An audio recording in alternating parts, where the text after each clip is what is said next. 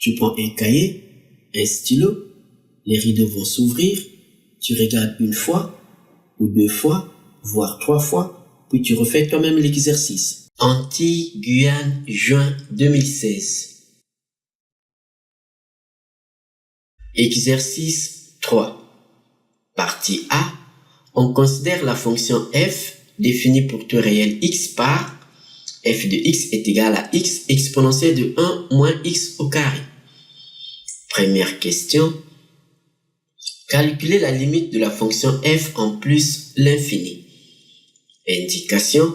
On pourra utiliser que pour tout réel x différent de 0, f de x est égal à e sur x qui multiplie x au carré sur exponentielle de x au carré.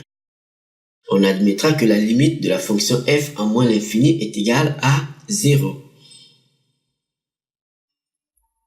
C'est la suite de l'exercice. Le graphique de l'exercice.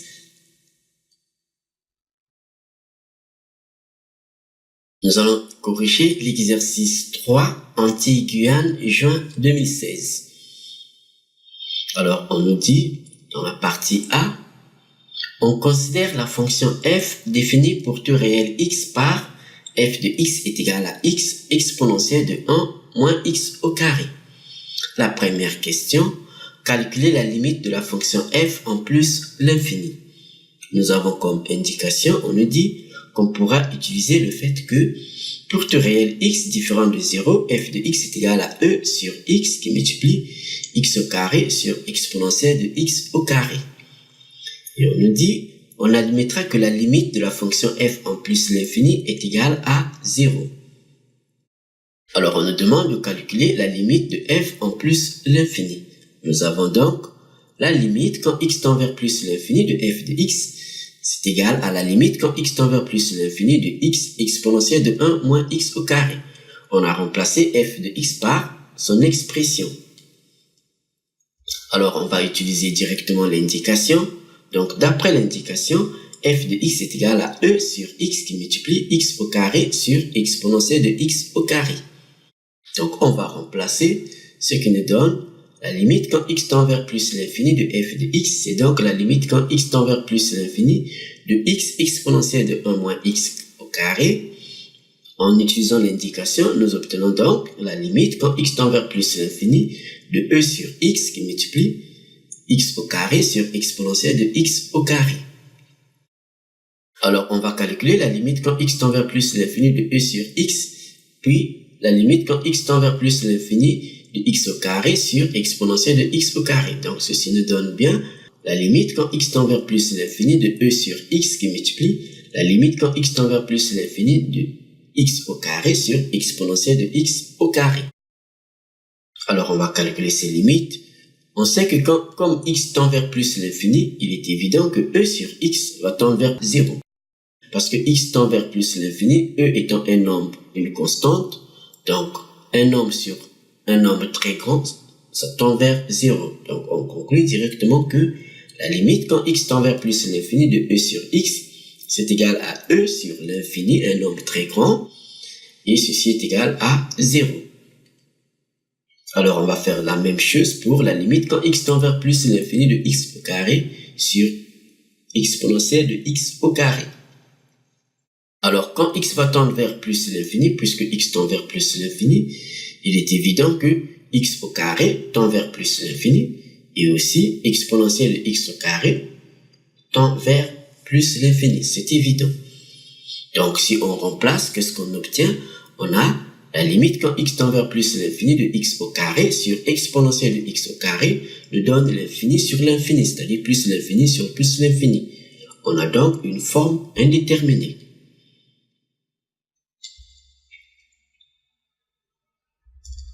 On vient d'écrire que la limite quand x tend vers plus l'infini de x au carré sur exponentielle de x au carré est égale à l'infini sur l'infini.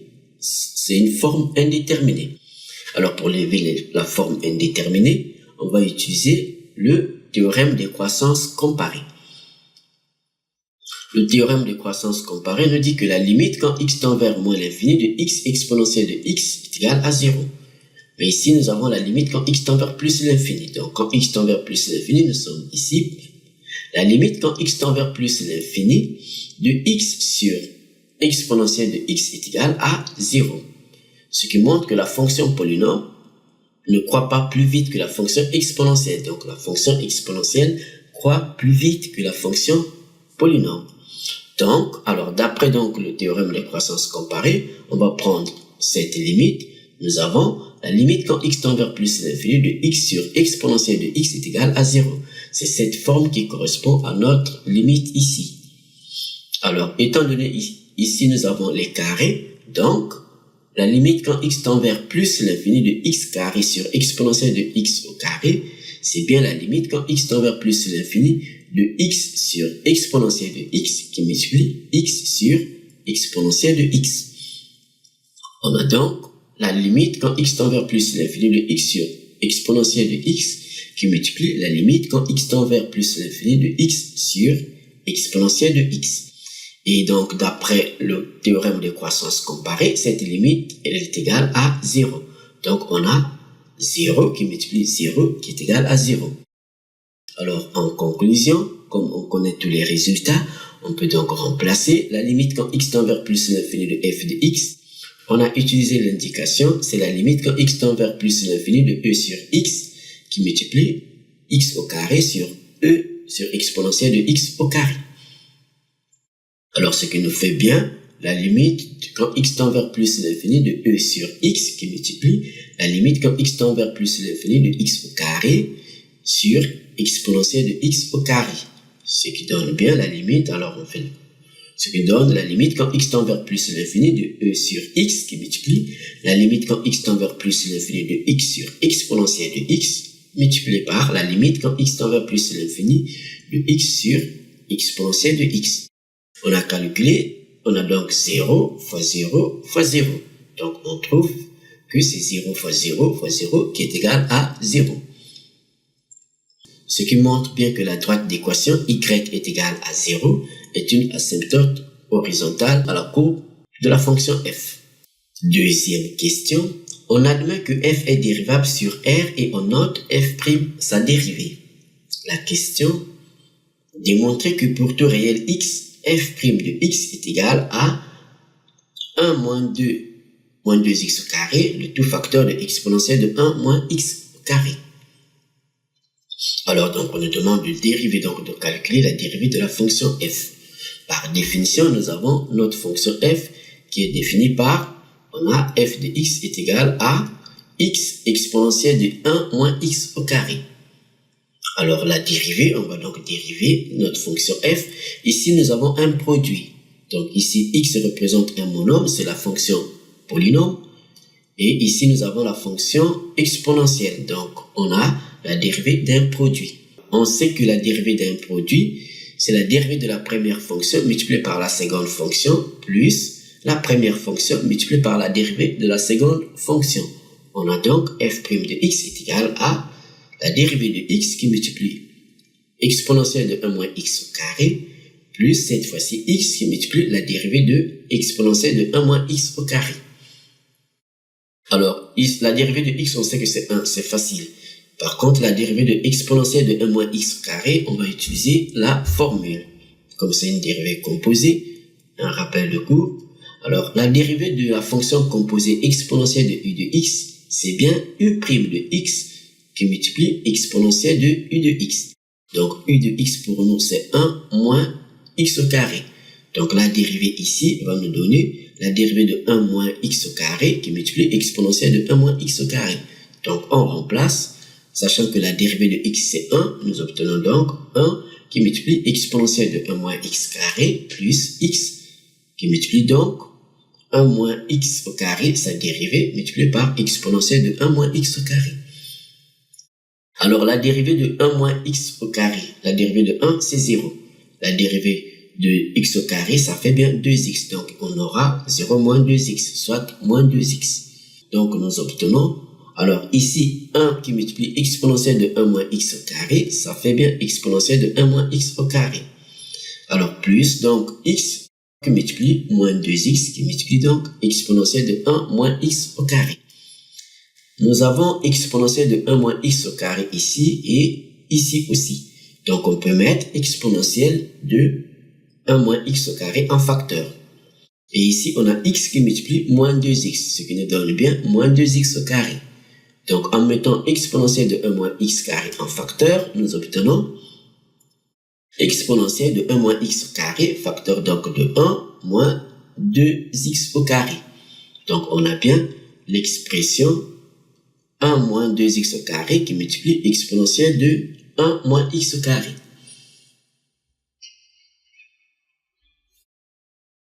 Petit b, on déduire le tableau de variation de la fonction f.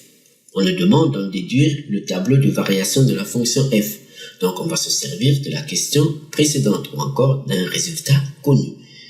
On vient de calculer que f' de x, on a vérifié, f' de x est égal à 1 moins 2x au carré, le tout facteur de exponentielle de 1 moins x au carré. On connaît déjà la fonction dérivée, donc pour avoir le tableau de variation, nous devons connaître le signe de la fonction dérivée, le signe de f' de x. Alors ici, nous avons dans l'expression de f' de x 1 moins 2x au carré, le tout facteur de exponentielle de 1 moins x au carré. Alors on sait que la fonction exponentielle ne s'annule jamais. Donc quelle que soit la valeur de l'exposant ici, la fonction exponentielle ne s'annule jamais. Elle est toujours strictement supérieure à 0. Donc on va le préciser que pour tout réel x, exponentielle de x est strictement supérieure à 0. Donc exponentielle de 1 moins x au carré est strictement supérieure à 0. On conclut que, puisque exponentielle de 1 moins x au carré est strictement positif, on conclut que f' a le même signe que 1 moins 2x au carré. Donc, étudier le signe de f' de x correspond à étudier le signe de 1 moins 2x au carré. Donc, on va chercher les racines de 1 moins 2x au carré, qui sont donc les racines de l'équation f' de x est égal à 0. Donc, on va chercher les racines de 1 moins 2x au carré. On va donc résoudre l'équation 1 moins 2x au carré est égal à 0. Donc, cherchons les racines. On a donc f' de x est égal à 0, ce qui revient à dire qu'on a 1 moins 2x carré, facteur de exponentielle de 1 moins x carré est égal à 0. Étant donné que ce exponentielle de 1 moins x carré est non nul, donc on a 1 moins 2x carré est égal à 0. Donc on va déterminer les racines de cette équation. Nous avons donc, alors on va résoudre, on va amener ce 1 dans l'autre membre. Nous obtenons moins 2x carré est égal à moins 1. On va multiplier l'équation par moins 1 pour faire sauter ce moins. En multipliant le tout par moins 1, nous obtenons 2x carré est égal à 1. On peut donc tirer x au carré. Ici, nous obtenons donc x au carré est égal à 1 sur 2. On a divisé le tout par 2. Et ici, on va prendre donc la racine carrée. Nous obtenons donc la racine carrée de x carré, c'est x. Donc, on a x est égal à plus ou moins la racine carrée de 1 sur 2. Alors, la racine carrée de 1 sur 2, c'est 1 sur la racine carrée de 2. Parce que la racine carrée de 1 demi, c'est bien la racine carrée de 1 qui est égale à 1 sur la racine carrée de 2 ici. Ici, on peut rendre rationnel. Donc, on multiplie le tout par racine carrée de 2. Nous obtenons donc racine carrée de 2 au numérateur sur la racine carrée de 2 qui multiplie la racine carrée de 2 qui nous donne bien 2. Donc, on a comme racine plus ou moins racine carrée de 2 sur 2. Alors, puisqu'on étudie le signe de 1 moins 2x carré, on sait que le trinôme, ici 1 moins 2x au carré, a le signe de a, c'est-à-dire le signe du coefficient du monôme le plus haut degré. Ici, en l'occurrence, c'est moins 2x carré. Donc, le signe de a ici, c'est moins 2 à l'extérieur de ces racines. Et le signe contraire à l'intérieur des racines. Donc, le signe de a ici, c'est moins 2. Son signe, c'est négatif. C'est le signe moins. Donc, on a le signe moins à l'extérieur et le signe plus à l'intérieur des racines. C'est-à-dire entre moins racine carrée de 2 sur 2 Et la racine carrée de 2 sur 2, le signe c'est plus. Et à l'extérieur, le signe c'est moins. Donc, on peut donc dessiner le tableau de variation. On a donc le tableau ici. Ici, nous avons x, et ici, f' de x, et ici, f de x. L'intervalle d'étude, c'est r tout court. Donc, r, c'est de moins l'infini à plus l'infini. Les racines, nous avons moins racine de 2 sur 2 et racine de 2 sur 2. Donc, on a les racines ici. Et au point x est égal à moins racine de 2 sur 2, la dérivée s'annule parce que ça annule, ça annule 1 moins 2x au carré. Donc, ça annule la dérivée. Ici aussi, c'est la même chose. Donc, on met ici un petit 0 et ici aussi un 0, ce qui montre que la fonction dérivée s'annule au point x est égal à moins racine de 2 sur 2 et au point x est égal à la racine de 2 sur 2. Alors, on a vu que le signe du trinôme est celui de a à l'extérieur de ses racines. Alors, a ici, on l'a précisé, c'est moins 2, le signe c'est moins. Donc, à l'extérieur, nous avons moins, moins. Et à l'intérieur, on a le signe contraire, c'est-à-dire le signe plus. Donc, on va mettre les signes. Alors, au niveau de la fonction f, on voit bien ici, on a une décroissance. Donc, la fonction décroît. Ici, la fonction monte. Et ici, la fonction décroît.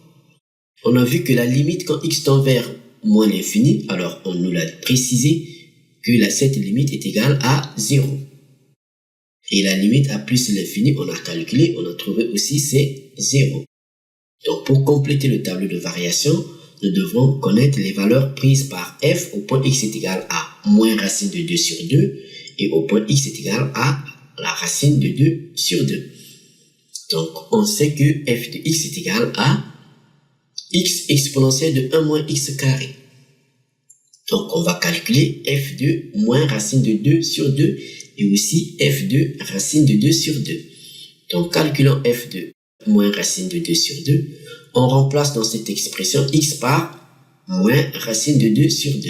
On a donc moins racine de 2 sur 2 exponentielle de 1 moins, entre parenthèses, moins la racine de 2 sur 2, le tout au carré. Ce qui nous donne donc, alors on sait que moins fois moins ça fait plus. Donc ici on aura 2 sur 4. 2 sur 4, ça fera 1 demi. On simplifie par 2. Donc nous obtenons moins la racine carrée de 2 sur 2 exponentielle de 1 moins 2 sur 4. Alors 2 sur 4 ça fait 1 demi. Et on a donc 1 moins 1 demi. 1 moins 1 demi, en mettant le tout au même dénominateur, nous obtenons 2 moins 1 sur 2. 2 moins 1, ça fait 1, le tout sur 2, ce qui nous donne bien, ici, exponentielle de 1 demi. Alors, exponentielle de 1 demi, c'est la racine carrée de e. Et ici, la racine carrée de 2 qui multiplie donc la racine carrée de e, puisque exponentielle de 1 demi, je viens de le dire, c'est la racine carrée de e. Donc, ce qui nous donne moins la racine carrée de 2e sur 2. Donc, on prend cette valeur, on l'amène ici. Donc, on la dépose ici. Et on fait la même chose pour f de la racine carrée de 2 sur 2. On remplace dans cette expression x par la racine carrée de 2 sur 2. Nous obtenons f de racine carrée de 2 sur 2, c'est égal à racine carrée de 2 sur 2, exponentielle de 1 moins la racine carrée de 2 sur 2 au carré. Alors, le carré de la racine carrée de 2 sur 2, ça fait bien 2 sur 4. Donc, nous obtenons la racine carrée de 2 sur 2, exponentielle de 1 moins 2 sur 4. Alors, 1 moins 2 sur 4, ça fait 1 demi. Et 1 moins 1 demi, on met le tout au même dénominateur, nous obtenons 2 moins 1 sur 2. 2 moins 1, c'est 1. Donc, ça fait 1 demi. Donc, ceci nous donne la racine carrée de 2 sur 2, exponentielle de 1 demi. Alors, exponentielle de 1 demi, c'est la racine carrée de e. Donc, multiplié par la racine carrée de 2, ce qui nous donne la racine carrée de 2e. Donc, on a la racine carrée de 2e sur 2. Et on prend cette valeur, on l'amène ici. Donc, nous l'amenons ici. Nous avons donc ici le tableau de variation au complet.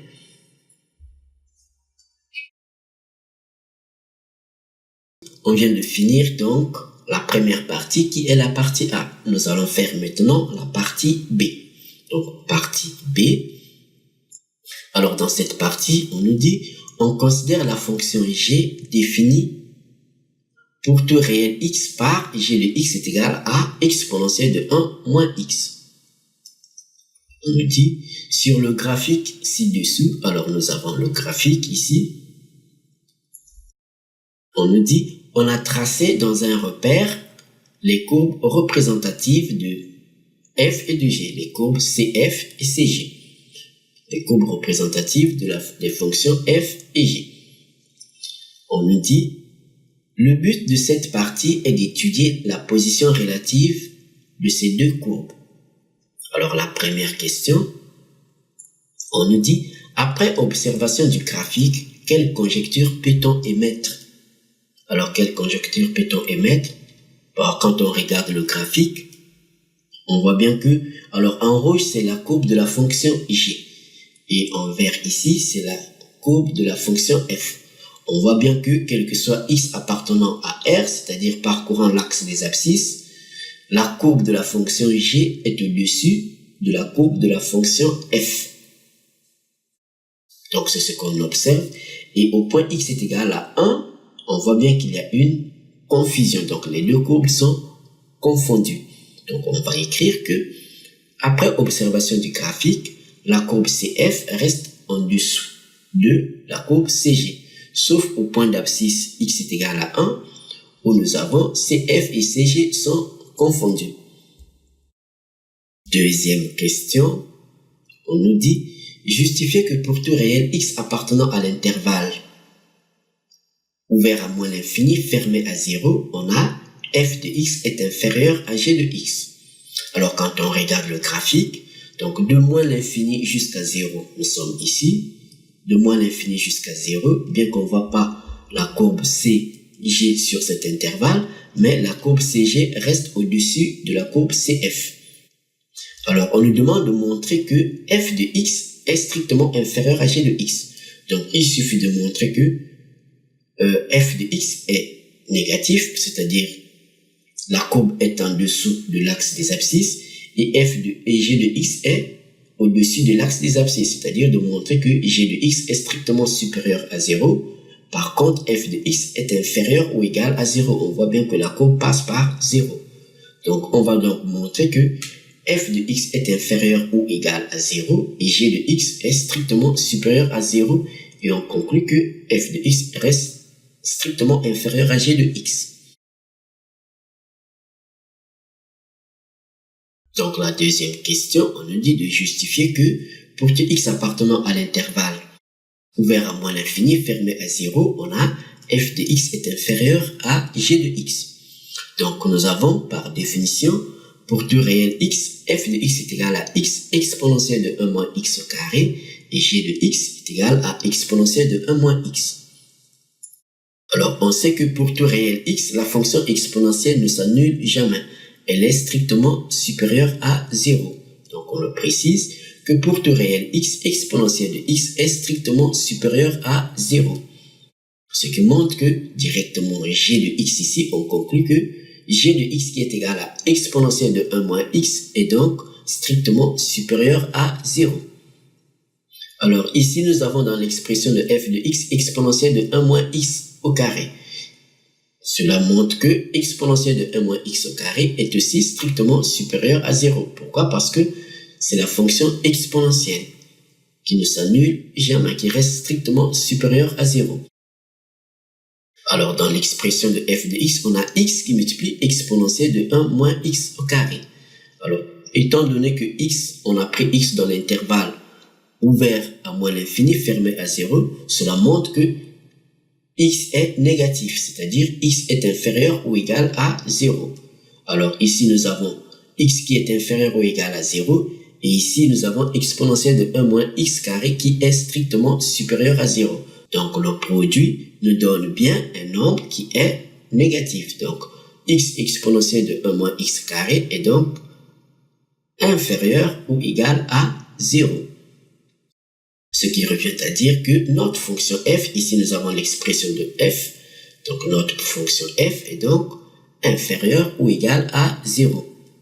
En conclusion, nous avons vu g de x qui est égal à exponentielle de 1 moins x est strictement supérieur à 0, sachant que f de x est inférieur ou égal à 0. Donc, en combinant les deux, nous obtenons donc f de x inférieur ou égal à 0, inférieur à g de x. Parce que g de x est supérieur à 0, cela revient à dire qu'on a 0 est inférieur à g de x. Donc, on a 0 inférieur à g de x. C'est la même chose. Donc, en enlevant le 0, on conclut que f de x est strictement inférieur à g de x pour tout x appartenant à l'intervalle ouvert à moins l'infini, fermé à 0. Troisième question. Dans cette question, on se place dans l'intervalle ouvert de 0 à plus l'infini. On pose pour tout réel x strictement positif, phi de x est égal à ln de x moins x carré plus x. Petit a, montrer que pour tout réel x strictement positif, f de x est inférieur ou égal à g de x équivaut à phi de x est inférieur ou égal à 0. On nous dit, on admet pour la suite que f de x est égal à 0 équivaut à phi de x est égal à 0.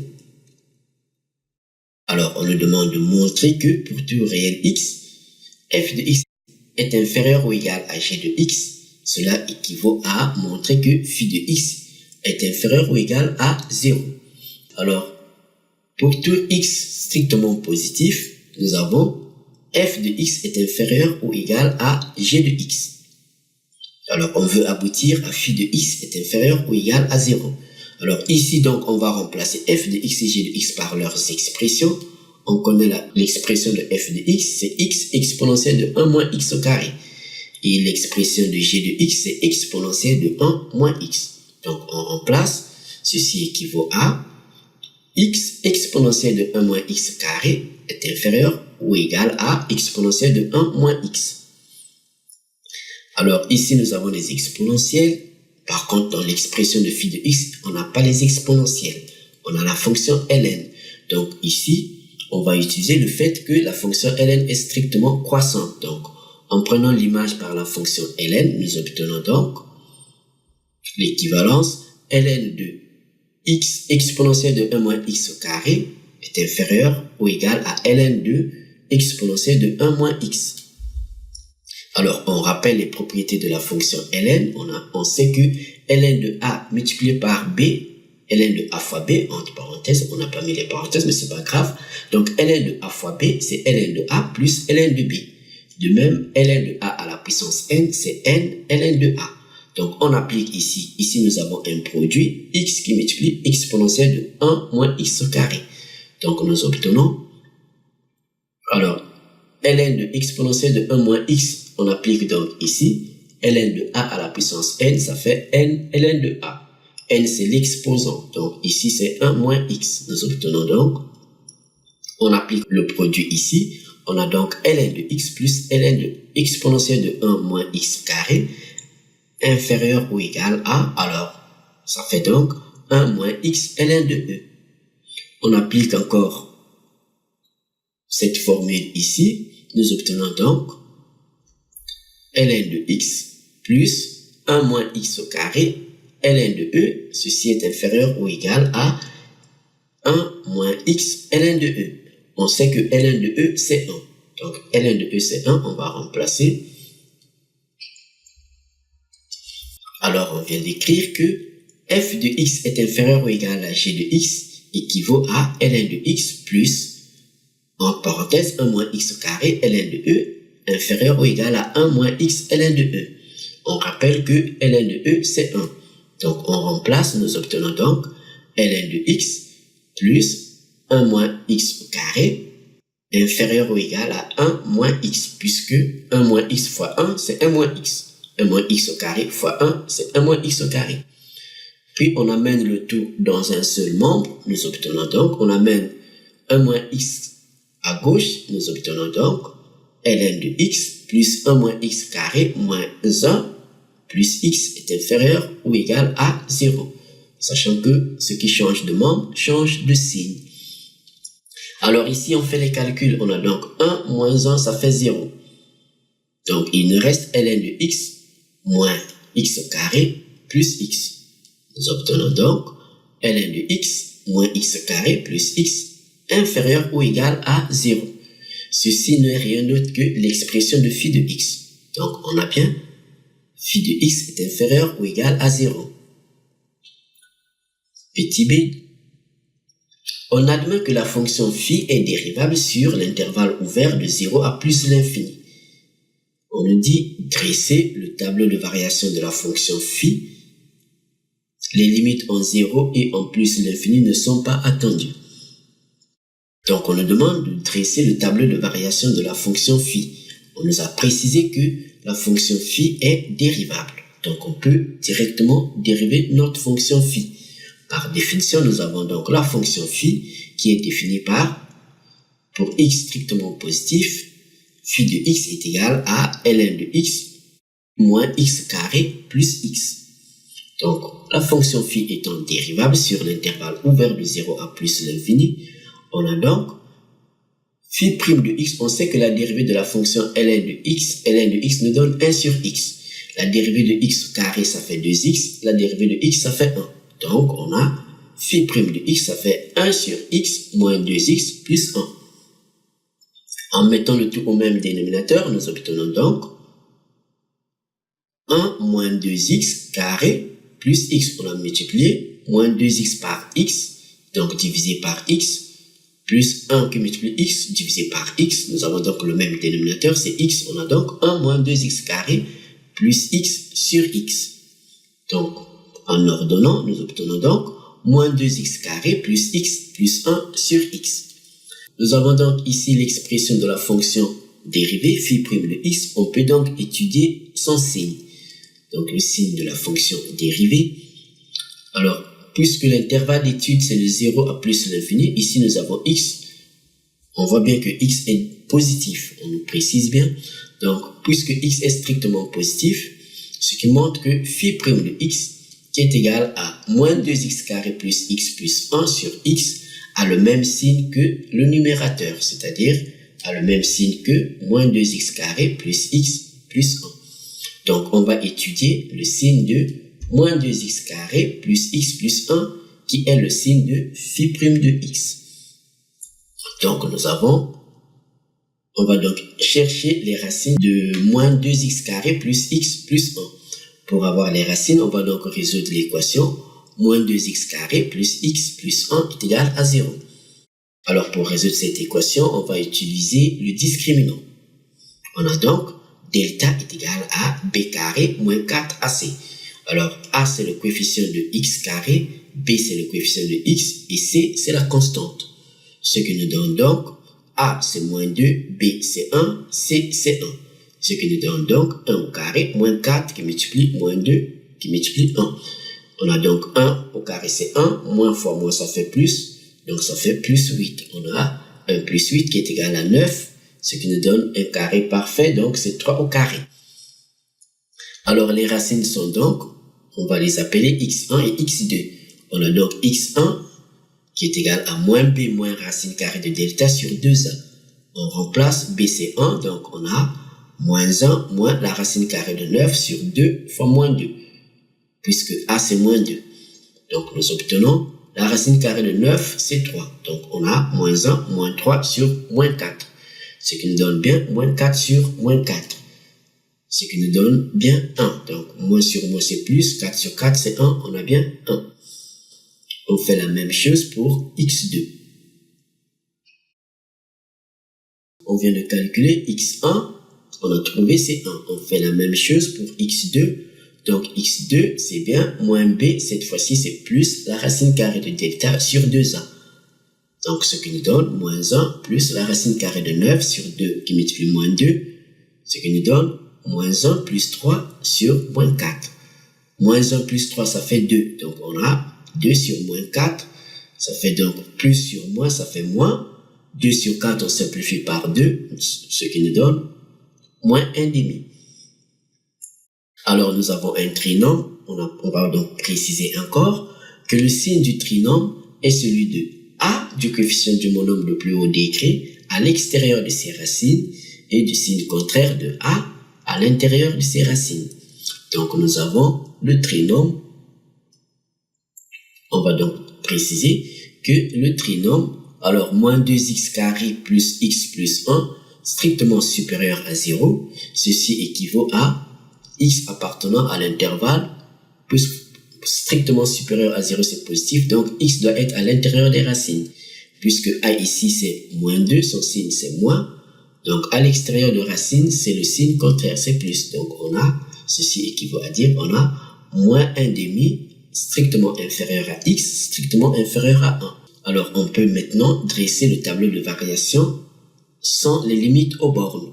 Puisque les limites aux bornes ne sont pas attendues, donc nous avons le tableau de variation ici. L'intervalle d'étude, c'est de 0 à plus l'infini. Alors on a une valeur qui annule la fonction dérivée, qui annule donc moins 2x carré plus x plus 1 qui est le numérateur. Donc on a 1, ici 0, ici plus l'infini et ici 1. Ici nous avons donc x, phi prime de x et phi de x ici.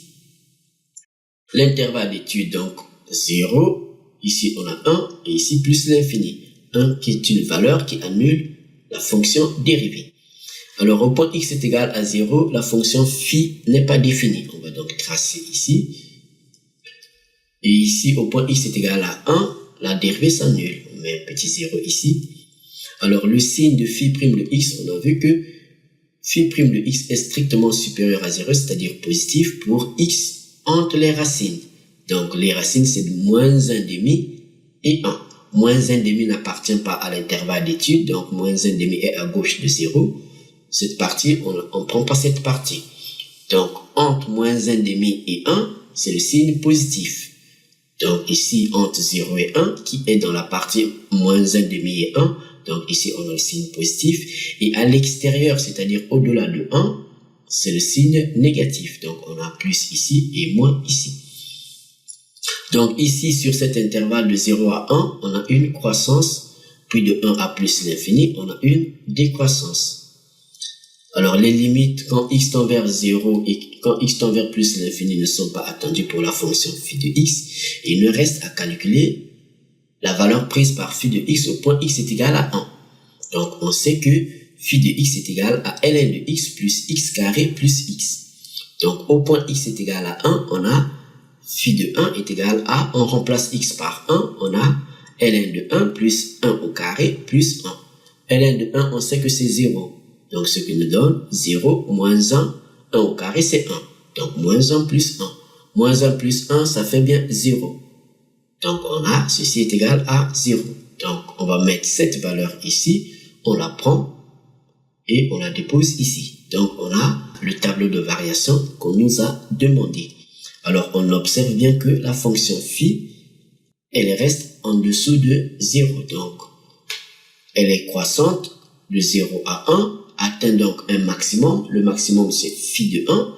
Phi de 1 ici est égal à 0, puis elle décroît. Donc la fonction phi ne dépasse pas 0.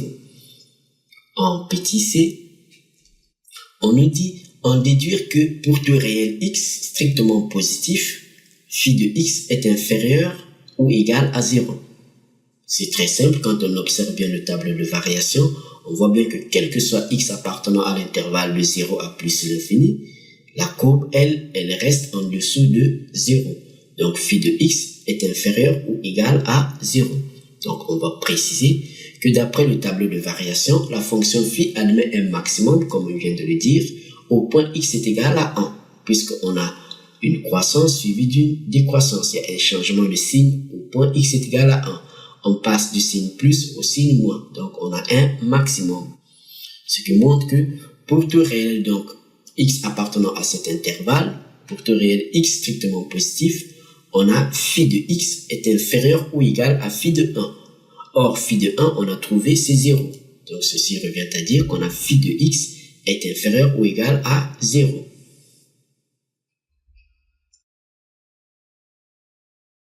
Quatrième question. La conjecture émise à la question numéro 1 de la partie B est-elle valide? Alors on rappelle que à la question numéro 1 de la partie B, on a dit que la courbe CF reste en dessous de la courbe CG, sauf au point x est égal à 1 où ces deux courbes sont confondues. Alors on vient de voir que d'après la question 3c de la partie B, la question précédente, pour deux réels x strictement positifs, on a phi de x est inférieur ou égal à 0. Or, nous avons l'équivalence phi de x inférieur ou égal à 0 et f de x est inférieur ou égal à g de x. Donc, phi de x est inférieur ou égal à 0 équivaut à f de x est inférieur ou égal à g de x. Ce qui revient à dire que la courbe CF est en dessous de la courbe CG pour tout x strictement positif. Et on a vu aussi à la question 2 de la partie B que pour tout réel x appartenant à l'intervalle cette fois-ci de moins l'infini à 0 fermé, on a vu f de x est inférieur à g de x. Ce qui revient à dire que la courbe CF est en dessous de la courbe CG. Donc, en conclusion, quand on additionne les deux intervalles, on a bien pour tout réel x appartenant à R, donc pour tout réel x, la courbe CF reste donc en dessous de la courbe CG. Donc, on conclut que la conjecture émise à la première question de la partie B est bien valide. Quatrième question, petit b, montrer que CF et CG ont un unique point commun noté A. Alors, on nous demande de montrer que ces courbes ont un unique point commun noté A. D'après la question 2 de la partie B, on a vu que pour tout réel x négatif, c'est-à-dire appartenant à l'intervalle ouvert à moins l'infini, fermé à 0, on a f de x est strictement inférieur à g de x. Cela revient à dire que la courbe CF est très en dessous de la courbe CG. Cela montre que sur cet intervalle, nous n'avons pas de point commun. Donc, on n'a pas un point commun entre CF et CG. Et on sait que le point commun est solution de l'équation f de x est égal à g de x. Donc, on va le préciser que le point commun est solution de l'équation f de x est égal à g de x. Et à la question 3, petit a de la partie B, on a vu qu'il y a l'équivalence f de x est égal à g de x et phi de x est égal à 0. Or, l'équation phi de x est égal à 0, on a trouvé comme solution sur cet intervalle, la solution c'est x est égal à 1. Mais sur tout R, la solution est aussi une autre solution, x est égal à moins 1,5. Mais, étant donné que ici, pour tout x appartenant de moins l'infini à 0, sur cet intervalle, on n'a pas de point commun. Donc, le point commun se situe donc sur l'intervalle de 0 ouvert à plus l'infini ouvert. Et sur cette partie, nous avons comme solution de l'équation x est égal à 0. La solution, c'est x est égal à 1. Donc, cela montre qu'on a un point commun entre CF et CG, un seul et unique point commun sur l'intervalle ouvert de 0 à plus l'infini. Alors, on vient d'écrire que on a l'équivalence f de x est égal à g de x et phi de x est égal à 0. Or, sur l'intervalle de 0 à plus l'infini ouvert, phi de x est égal à 0 a lui-même une seule solution qui est x est égal à 1. Donc, on conclut que les courbes CF et CG ont un unique point commun, le point d'abscisse x est égal à 1. Et l'ordonnée, c'est f de 1 est égal à g de 1. Donc, puisqu'on peut donc, pour calculer l'ordonnée, soit on prend l'expression de la fonction f, soit on prend l'expression de la fonction g. Prenons l'expression la plus simple, g de x est égal à exponentielle de 1 moins x. Donc, pour x est égal à 1, nous obtenons g de 1 qui est égal à exponentielle de 1 moins 1, c'est-à-dire exponentielle de 0 qui est égal à 1. Donc, le point A, c'est le point de coordonnée x est égal à 1 et l'ordonnée, c'est 1 aussi. Donc, on a A, le point de coordonnée 1, 1. Petit c, montrer qu'en ce point A, ces deux courbes ont la même tangente. Alors, si ces deux tangentes sont confondues au point A, cela montre que le coefficient directeur de ces deux tangentes est le même. Donc, d'après la question de petit a, on a vu que la dérivée de la fonction f est égale à 1 moins 2x carré, facteur de exponentielle de 1 moins x carré. Donc, on peut donc calculer le nombre dérivé ici au point x est égal à 1. c'est-à-dire le coefficient directeur de la tangente au point A par rapport à la courbe CF. Donc, le nombre dérivé qui est le coefficient directeur, on a donc f' de 1 est égal à, dans cette expression on remplace x par 1, nous obtenons donc 1 moins 2 fois 1 au carré, le tout facteur de 1 moins 1 au carré. Alors, 1 au carré, c'est bien 1. Donc, on a 2 fois 1, exponentielle de 1, moins 1. 1 moins 1, ça fait 0. 2 fois 1, c'est 2. Donc, 1 moins 2, qui multiplie donc 1. Donc, on a 1 moins 2, exponentielle de 0. Exponentielle de 0, c'est 1. Donc, on a moins 1 fois 1 qui nous donne moins 1. Donc, le coefficient directeur de la tangente au point A par rapport à la courbe CF, c'est bien moins 1. Alors, on fait la même chose pour la fonction pour la courbe CG. On va donc calculer le nombre dérivé qui est le coefficient directeur de la tangente au point X est égal à 1, donc au point A, par rapport à la courbe CG. Alors, on sait que la fonction G est définie par G de X est égal à 1 moins X. Et la fonction G, c'est la fonction exponentielle, donc elle est dérivable. On peut donc calculer la dérivée.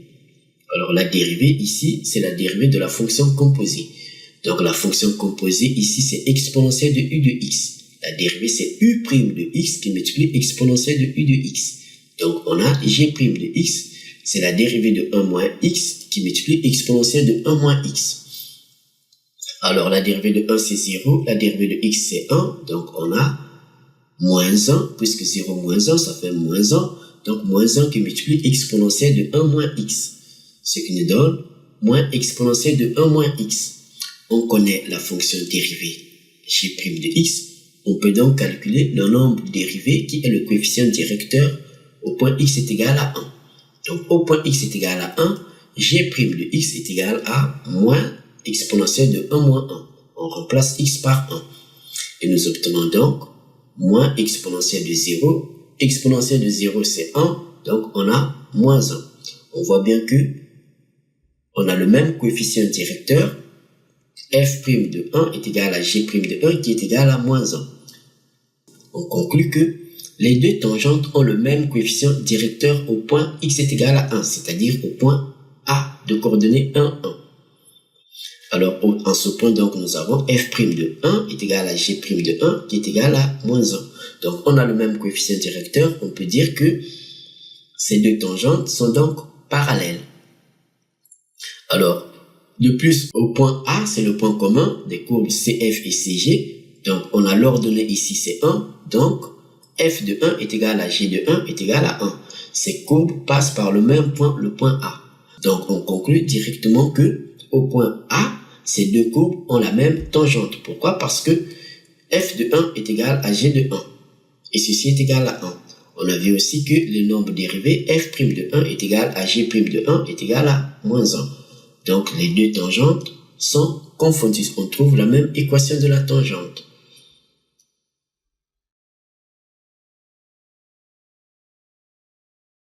On vient de finir la partie B. Nous allons faire maintenant la partie C. Dans cette partie, on nous dit trouver une primitive grand F de la fonction petit f sur R. On rappelle que la fonction petit f, c'est la fonction définie pour tout réel x par f de x est égal à x exponentielle de 1 moins x au carré. Ici, nous avons un produit. Ici, nous avons la fonction composée en exponentielle. On fait un petit rappel ici. On sait que la primitive de u' de x exponentielle de u de x, c'est exponentielle de u de x. Ici, nous avons f de x est égal à x exponentielle de 1 moins x.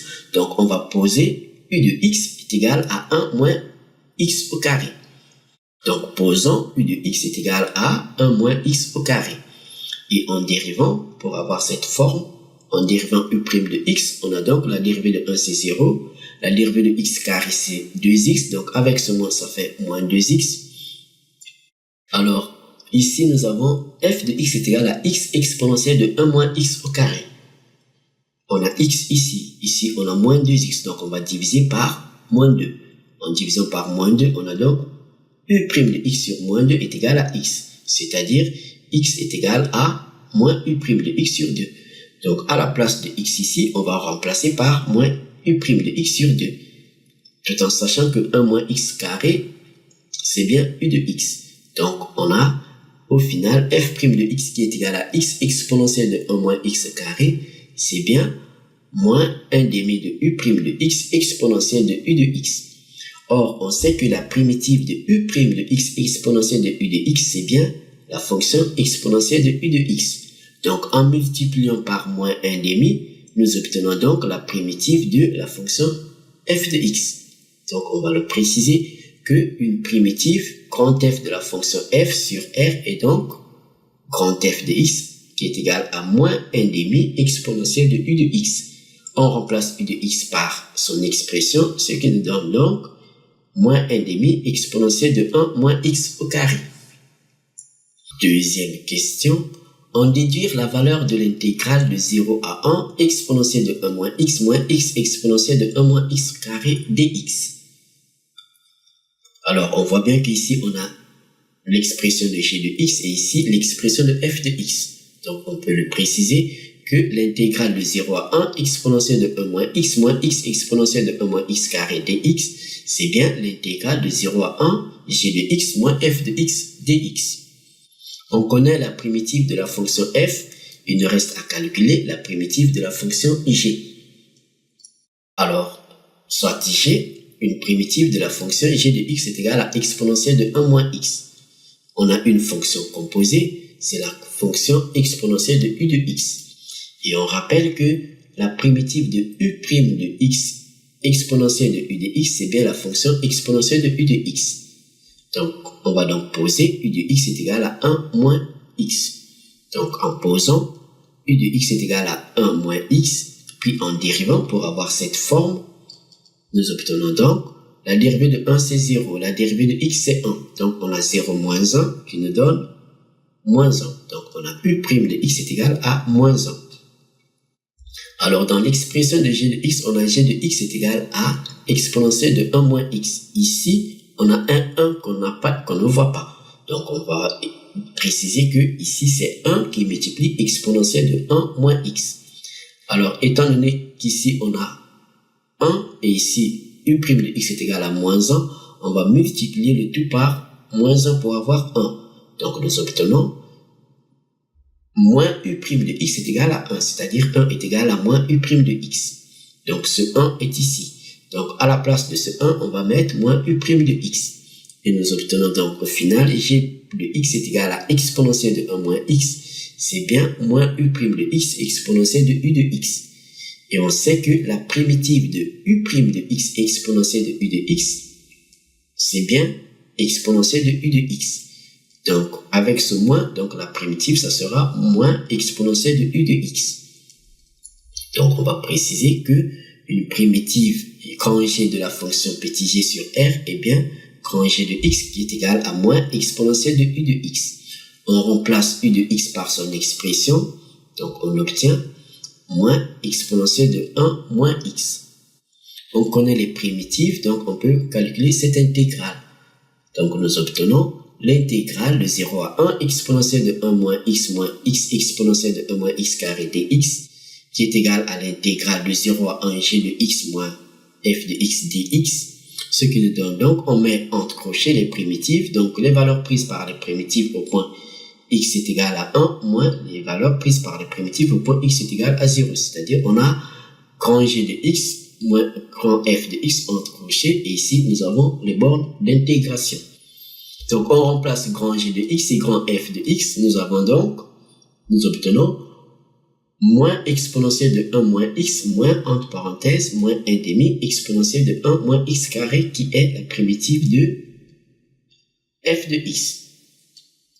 Les bornes d'intégration, c'est 0 et 1.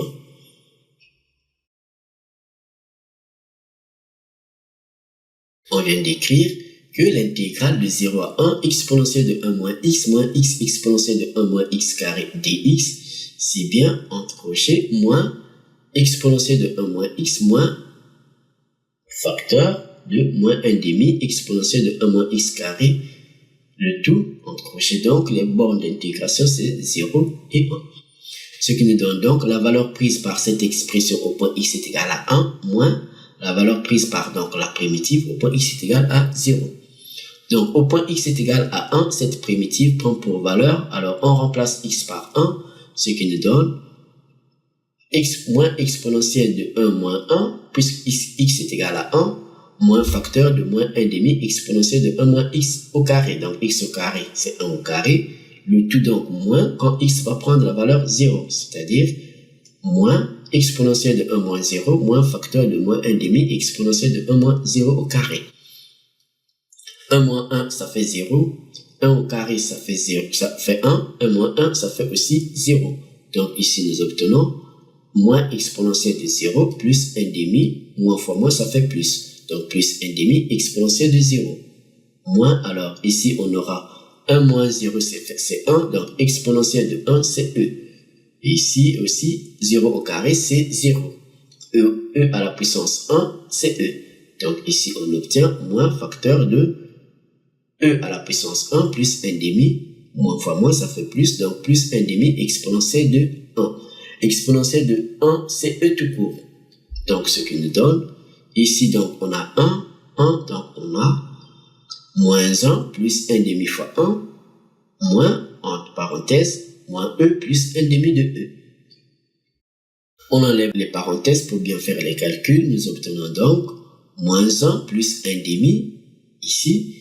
Alors, on fait rentrer le moins, ça fait donc moins fois moins plus. Donc, plus e, moins 1 demi de e. Donc, ici, on va mettre au même dénominateur.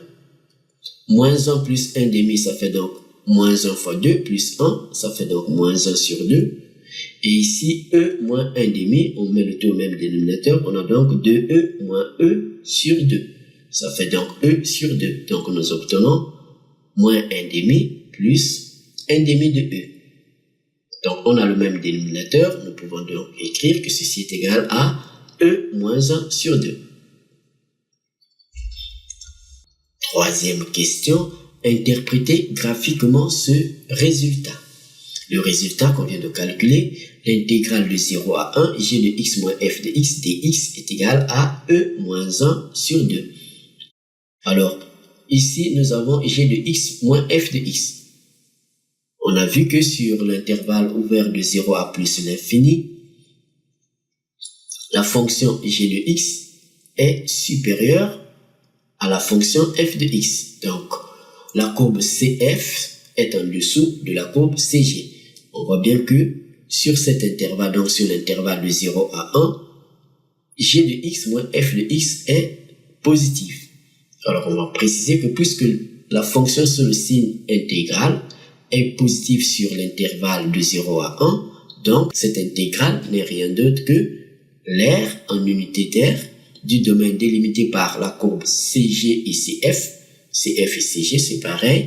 Et les droites d'équation, x est égal à 0 et x est égal à 1. Donc, nous avons ici les courbes. Donc, cette intégrale, c'est l'intégrale donc de x est égal à 0 à 1. Donc, c'est le domaine délimité par la courbe CG, la courbe CF, la droite d'équation x est égal à 0, qui est l'axe des ordonnées, et x est égal à 1 ici. Donc, ce résultat n'est rien d'autre que l'aire de ce domaine. Et donc, cette aire vaut e moins 1 sur 2 en unité d'aire. Merci Quimpermat. N'oublie pas de t'abonner à notre chaîne et de faire un like.